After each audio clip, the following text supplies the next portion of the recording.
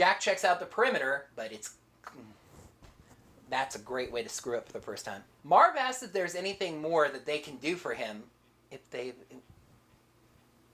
I messed that up somehow. And out of that explosion... Oh, by the way,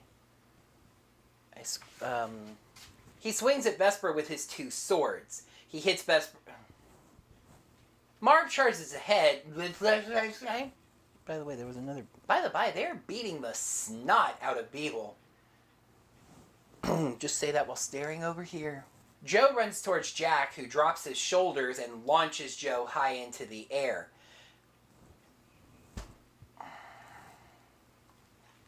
And jabs Shiburai in the thigh with her bow.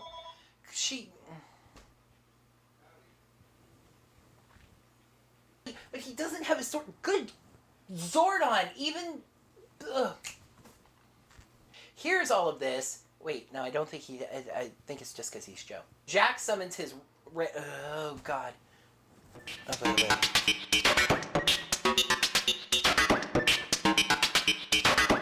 Hello there, heroes. I'm the Orange Ranger, and welcome to another Power Rangers Hyperforce session review. After the insanity of Shattered Grid, the Hyperforce Rangers basically got back to normal, traveling to 2007 to protect the Corona Aurora from Hydro Hog's kids. And Joe's new role was revealed as he transformed into the green Hyperforce Ranger. The crown was basically declared safe last time we left off, so what's going to happen now? Let's find out by taking a look at the 22nd session of Hyperforce, Fade to Black. We return to the time ship, basically right where we left off, with the Rangers attending that dance that Eddie put together for Joe. The Sentinel Knight is with them, getting a ride back to Earth, so for the moment they're still in 2007. He once again thanks the Rangers for their help, and Vesper reminds him that he owes them a favor, so it wasn't forgotten. He says that he can partially repay that favor with a warning. Those who are willing to go to great lengths to get the Corona Aurora are incredibly dangerous. Does that include the Overdrive Rangers? I mean, I suppose that is still true. Speaking of the crown, Vesper asks if she can wear it, just for 1 second. He refuses and gives her kind of a look as he puts it back in the chest. Vesper asks him if he's immortal, kind of a threatening question if you think about it, and he simply says that he's very old. Marv asks him that if they just drop him off back at Greece, is he going to be okay? He says that the future can't be predicted. Kind of a funny thing to say to a team of time travelers, but with the Hyperforce Rangers around, he's sure that things will be fine. With romantic music playing, Eddie and Vesper catch each other's eye. They have a rather awkward sort of conversation, to be honest.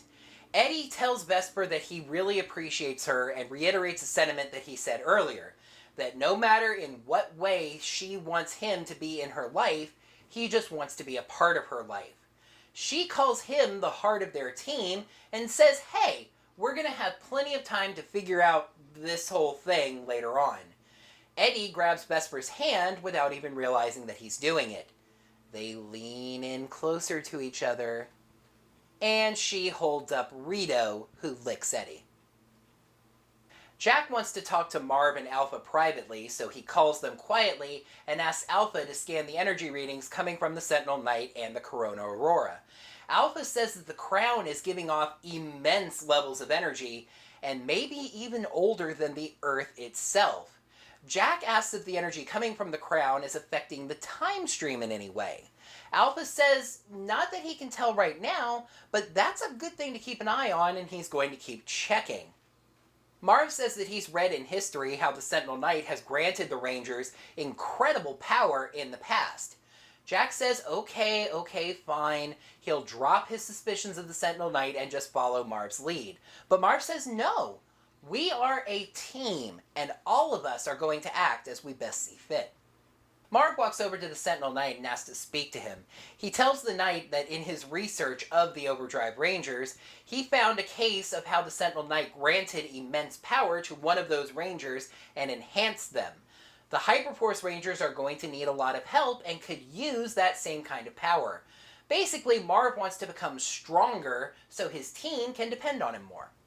The Sentinel Knight explains that when the Corona Aurora first arrived on Earth, he was too weak to actually protect it, so he teamed up with a team of Power Rangers who gained their powers all on their own, which is kind of entirely missing the point.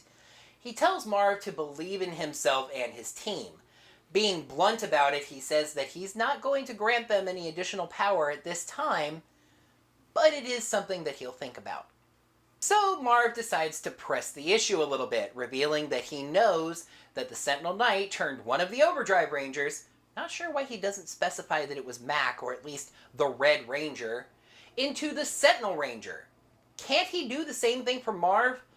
Or at the very least give him some additional training? The Sentinel Knight agrees to the training part, but says that a wedding isn't really the right setting. That waterfall back on Earth where I have all my stuff? That's a much better setting, Marv. Maybe step on the gas pedal here. Eddie and Vesper are dancing. Kind of, seeing as they have Rito in between them. And Vesper asks Eddie to help her with a secret plan. You see, Corona is a Spanish word, and Vesper speaks Spanish, though actually her full name is Vesperly Vasquez, so really she is Spanish. I mean, kind of. She's an bio-android thing, but her family is Spanish. Anyway, she feels like the crown is something of a birthright to her. That doesn't make a darn bit of sense, but this is Vesper we're talking about. She wants to use the simulation room to create a fake Corona, which Eddie would then put on and run around the room, so the Sentinel Knight will chase him and Vesper can go touch the real crown. Eddie asks Vesper why she even wants to touch the crown, and she basically says it's because the Knight said no. So now she's curious. Even as Vesper tries to guilt Eddie with their Eddie and Vesper Ranger Buds song, Eddie says the Knight said not to touch the crown and it's something that has to be kept safe no matter what. Vesper wants to go find Chloe since she'll help with the plan, but then decides that there's a loose thread that she needs to take care of first. She puts a holographic bow on Rito and tries to give him to the Sentinel Knight, figuring that a time-traveling spaceship is no place for a doggo. The Sentinel Knight says that he doesn't actually believe that animals have owners, and perhaps it's Rito that actually owns Vesper. Sorry, Vesper, you're stuck with him. Chloe hears her name and joins the party, but Megan was unable to attend the session due to a sudden family emergency, so Malika was playing her as an NPC. Vesper tells Chloe how she wanted to touch the crown. Chloe says it's not okay to take things. But maybe they could borrow it. Vesper and Chloe walk up to the Knight, and Vesper says, Eddie wanted to know if you would let me touch the crown. The Sentinel Knight finds this to be a rather strange request, but feels like touching the crown shouldn't be a problem as long as she doesn't put it on. She touches the crown, and Christina asks Malika if anything happens. Malika asks what she wants to happen. Battleizer? Well, she doesn't get a battleizer. At least, not yet. Ooh, look at me hinting at the plot! But what she does get is an exact, down-to-the-millimeter schematic of the crown in her systems. So, if she ever did want to create a holographic replica of the crown, it would be accurate down to the finest detail. Away from the Rangers, the Alliance leader has called a meeting of all of his forces. He tells them to seize the Corona Aurora. It is the key to his plan. And with all of them there, the Rangers should not be a problem. He turns to one of the gathered creatures, who has a square-shaped shadow, and says that his job is to bring back past foes, to distract the Rangers. Alpha announces into the simulation room that they have arrived at Earth. They teleport down to the dense forest and waterfall in Greece. Jack checks the perimeter, but it's clear. Marv asks if there's anything else that they can do for him. He says no, but there is something that he can do for them. He steps into the river coming from the waterfall, fades away, and then steps out from the waterfall glowing brightly. He says that this is for all of them, and he heals them of all of their damage.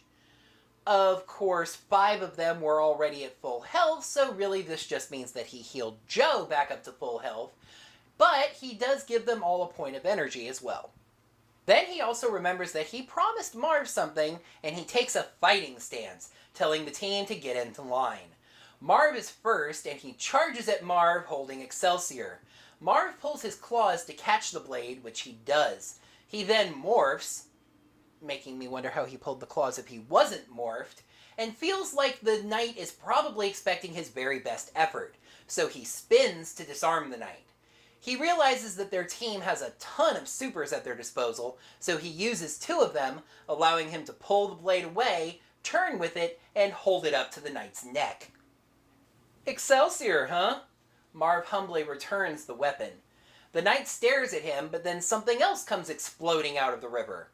It's Doomstone, a gravestone-themed monster. Marv asks if he can use Excelsior. Malika makes him roll for it, but he passes, so the knight sees him as worthy and lets him use his weapon. Marv tries to invoke a sentinel form, and nothing happens. Malika finally has to remind him that Mac was able to become the Sentinel Ranger because Mac was a robot. Doomstone ambushed the Ranger, so he gets the first attack. He dabs, something he did in the original show, in the Sentai footage, firing some energy off to the side. Out of that explosion emerges Shiburai. He dabs the other way, and Beevil steps out. Doomstone throws one more dab, this one just a dab, and leaves. Joe invokes the resurrection flag. Monsters are always weaker when they're resurrected. Jack wants to give Joe 1 energy, and then Marv wants to give Jack 2 energy. However, Malika says that the game doesn't allow that. Now, before you say anything about healing charge proving otherwise, let me explain. Cards are transferable, and energy can be given between Rangers in order to use the cards, but the game system doesn't allow for just general energy transfer. So, Jack just screams like a madman and runs at the monsters. Vesper runs at Beeble and says her name is already a pun, so it's morphin' time. She decides to make this a girl fight. Vesper tries to summon her disc, but Alpha tells her to wait. Too late, the disc appears, and it's still torn in half, Alpha saying he hasn't had time to work on it just yet. Eddie says he has an idea, and Vesper hands him the pieces, deciding to just punch Beeble instead, hitting her pretty hard. The 2 of them are catty with each other, and Beeble dives at Vesper, but Vesper is able to dodge by doing a cartwheel. Shiburai jumps over and growls, seeming very protective of Beeble. He swings at Vesper with his 2 swords, hitting her in the chest. Marv holds up Excelsior and says, "Red Sentinel Ranger, activate!" He feels immense power flow around his body, but nothing happens. Marv finally gets it and calls Vesper over. You see, Mac was an android, Vesper is an android. He gives her the sword, and she says, "Sentinel Ranger mode, activate!" Her body starts to transform, and she gets the Battleizer. Black Sentinel Ranger, power up. Marv charges ahead to create an opening for the now powered up Vesper to come through, slashing. He does his claw spin attack, but Beeble just grabs his claws with her staff and throws him aside. Vesper goes kind of sneaky here, raising Excelsior up high over her head, and then sweeping Beeble's legs out from under her. Joe runs towards Jack in the river, who drops his shoulders and launches Joe high into the air. He morphs and slashes Beeble with his dual Hydra blades. By the by, they are beating the snot out of Beeble. Joe calls to Eddie and says, "Hey, come on in, the water's fine." Eddie's been tinkering with Vesper's disc and doesn't even look up. Vesper screams out, "Hey, I don't need that anymore." Joe looks up and, whoa, new battleized Ranger. Eddie actually fixed the disc, though, by fusing their Ranger Bud's wrench into the middle of it. What's more, pushing a button on the wrench pops the sides of it out, turning it into kind of a spinning top, which means it is still a dual weapon. Now focusing on the battle, Eddie says that it's time for the doggy to play fetch. He asks Vesper to throw him while he holds the disc. He corkscrews into Shiburai, hitting him hard. "You're not going to heaven, dog." Chloe runs up and says, "Yeah, what he said," and jabs her bow into Shiburai's thigh. She goes to throw things over to the Sentinel Knight, but he's nowhere to be seen. Vesper's sword stops glowing. We cut back to the Alliance time ship where the leader is pacing back and forth, watching the battle on a hologram display. He fires lightning down at Shiburai and Beeble, who grow. Joe asks Alpha if his Zord has come in, but Alpha says, not yet. Jack morphs, but then asks Malika if morphing is a free action or just his action. Malika says she considers morphing to be a free action, even if other GMs don't. Ooh, throwing that shade at her now husband. Except that in the past, Malika herself has said that morphing is not a free action, and really they've been kind of back and forth on whether it is or isn't. Jack pulls his Creus cannon and blasts himself up towards Beeble's kneecap. Joe jumps up at the same knee, but Beeble smacks him away. Marv turns to Joe and asks him to follow his lead, and they do a red-green pierce. Joe uses his two swords to spin Marv towards the monster with his claws. Marv weaves through their legs, not really impacting them at all, but streaking through them with a whole bunch of energy. This apparently catches the Sentinel Knight's attention, though I could have sworn he would be part of Vesper's suit now, but anyway. And from the forest, he beams them all energy because it really just needs to be Zord time already. Chloe morphs, which, funny enough, gives Megan an actual appearance in this session, despite not being there at any point, and asks Vesper for a boost. So Vesper tells her to get into a handstand. Why? So she can grab Chloe's legs and fling her into the air. She fires arrows at Shiburai's eyes, however, Vesper flung her a little too high. That seems to be a recurring theme. I guess Chloe is lighter than she looks. And Chloe misses. Eddie goes into a meditative state, eyeing Sentinel Knight. Is he there or not? I thought he was part of Vesper's suit, and then he apparently was energy inside the forest. This is getting as confusing as Overdrive actually was. And then Eddie quietly walks into the water. Inside the waterfall, he summons his Serpent Zord and then connects with the water to form a body around the Zord, two arms that punch each monster. Beeble takes the full force of the punch, and the water splashing around destroys her wings. However, Shiburai is able to slice the fist before it gets to him, and it just splashes around him. Vesper summons her Cerberus Zord and jumps at Shiburai, jumping on the monster, and then leaping off and swinging around to hit him with the mace tail. The Alliance leader is getting angrier and angrier. He grabs Belkanos and tells him to get down there and get the crown, or he's finished. Blah, blah, blah about what I always say about monsters who fail to defeat the Rangers are finished anyway, etc., etc. Velkanos teleports down to the forest. The Sentinel Knight hears him coming and readies to fight. I'm still confused about whether the Sentinel Knight is supposed to be there or be attached to Vesper's suit, but whatever, I'm going to let it go now. He goes to grab Excelsior, but he doesn't have it because Vesper had it. Okay, I know I just said I was going to let this go, but he doesn't have the sword because Vesper has the sword, but she's the Sentinel Ranger, so he should be attached to her suit, but he's not. He's there in his own body, but he doesn't have the sword because she has the sword, and good Zordon. Overdrive's bad writing is even starting to infect Hyperforce. Velcano strikes down and summons up a group of putties. Joe, who has a perception bonus you might remember, hears all this and tells Marv that since he doesn't have a Zord yet, he should really go and help the Sentinel Knight. He gets over there, seeing that the Knight has taken some damage and is surrounded by Velcanos and a group of 9 putties. Joe summons his 2 Hydra blades and tosses one over to the Sentinel Knight, who catches it and slashes Velcanos with it. The putties circle up around Velcanos protectively. Marv has Chloe summon her Phoenix Zord while he summons his Lion Zord.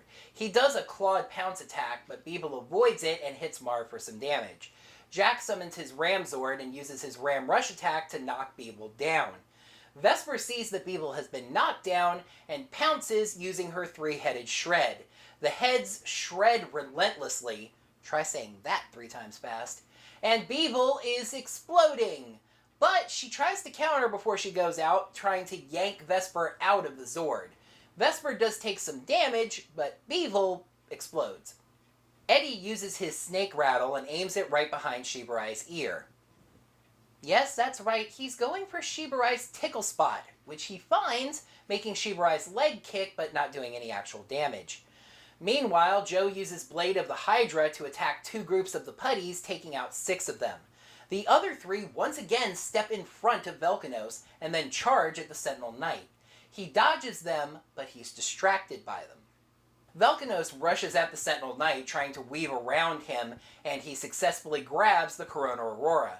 Joe screams out to the Knight that his swords turn into whips, another dual weapon, they're called hydrocoils by the way, and could hold Velkanos there. But the Sentinel Knight just can't figure out how to make that function activate. I mean, are you sure? Are these legacy hydrocoils or are they just show line? And Velkanos gets away. Shiburai finally manages to shake free of the tickling, sees the drill tip, and tries to stab it. Of course, I would imagine that this would involve stabbing back at his own ear and neck, but anyway, Eddie just activates the drill tip and then has the serpent mouth grab Shiburai's sword and flips the doggy over. Now that this is a one-on-one fight, the Rangers form the Kronos Hyperforce Megazord. Of course, I'm not sure why they didn't just do that before. I get it would have been 2-on-1 instead of having them spread out, but they are still more powerful as a Megazord.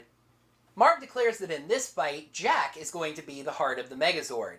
Malika says that in this formation, the Ram is now at the center of the Megazord. I didn't really get that impression when Chloe was the heart of the Megazord, but maybe the Phoenix just always has to be wings. Marv has the Megazord grab the monster so that Jack can fire missiles directly into it. At first, Shiburai successfully dodges the missiles based on the monster's roll, but then Jack points out that his Titan missile attack has a disadvantage to dodging. So, instead of the missiles hitting, the missiles still miss, but he gets successfully grabbed, which holds him in place and costs him his turn. But Marv grabbed him before the missiles were fired. Did he just wiggle in the hands? Velkanos runs off with the Corona Aurora, and the Alliance leader teleports down to meet him, surveying the scene. The putties are meaningless. Joe being a Green Ranger is a new development that he didn't know about. That's interesting. The Sentinel Knight! He gets distracted by the Knight and asks the Sentinel Knight if he remembers him. The leader raises an arm to fire a beam of dark energy at the Sentinel Knight, who is lifted into the air by it and then dropped. But he gets back up. Joe calls to the other Rangers asking for their help. Then he whips at Velkanos, hoping to catch him and pull him back before he can hand the crown over. However, the whip's not quite long enough and falls just short. Velkanos just smiles back at him and turns to the Alliance leader, saying none of these distractions matter. But he doesn't hand over the crown just yet, instead sending putties after Joe. The Sentinel Knight gets up and looks at Joe, the two of them wordlessly conveying to each other that they want to team up on the Alliance leader. They run at him, slashing, but he just catches their swords and hits them backwards. By the way, the Sentinel Knight is now clinging to life with very, very low HP. Meanwhile, at the Zord battle, Marv asks Jack to fire missiles while he fires flamethrowers. Shiburai is absolutely blasted, defeated, but shrinking back down instead of exploding for some reason, and he runs off, trying to sniff out the Alliance leader. The Rangers leave Megazord formation but stay in their Zords to quickly get over to help Joe. Shiburai finds the Alliance leader, and the leader asks him what he's doing there since he's supposed to be defeating the Rangers. Shiburai says the Rangers defeated his big form, but maybe he can help out here now. The leader says, oh, he can help out all right, absorbing all of his evil energy and completely destroying him. Joe runs at Velkanos, at the same time asking Alpha to teleport the Sentinel Knight up to the ship. Alpha says the Sentinel Knight is capable of teleporting himself, so obviously he wants to stay there. Joe tells the Sentinel Knight to get out of there, but he refuses since he has to defend the crown. So Joe just attacks Velkanos with the blades of the Hydra. Velkanos fires a flickery, fiery tongue at him, Freddy Krueger style, distracting him and messing up the first attack, but he spins around and hits on the second. The putties see Joe hit Velkanos, and explaining the thing where they circled up on him before, since he created them, they're instinctively protective of him. The putties attack Joe, and one of them actually manages to hit him for all of 1 HP point. The Sentinel Knight sees Joe get hit, really more like lightly scratched, screams, "No!" and slashes that putty, completely destroying it. Just a touch overkill there, Sentinel Knight. Appreciate it. Just, a little bit overkill. The other Rangers arrive in their Zords, and Joe tells them to blast this entire area into a crater. Marv says no, that would be too dangerous with them standing there. He deactivates his Zord and goes down to the battlefield. Marv turns his claws into spear launchers, which I guess we've just decided are a thing now, and fires spears of flame at Velkanos. The spears lance into Velkanos, pounding away at him. Suddenly, Vesper remembers that she has an exact holographic duplicate of the Corona Aurora, and she creates it, hatching a plan. She tells Velkanos that it would have been stupid to leave the crown with that old man. Velkanos is convinced, especially when Vesper is able to make the hologram glow even brighter than the real crown is. Marv, playing along, tells Vesper to run! Velkanos, actually playing this really intelligently, puts on the crown he has and then starts chasing Vesper. Jack targets Velkanos with the Ramzord's missiles, trying to blast the crown off of him.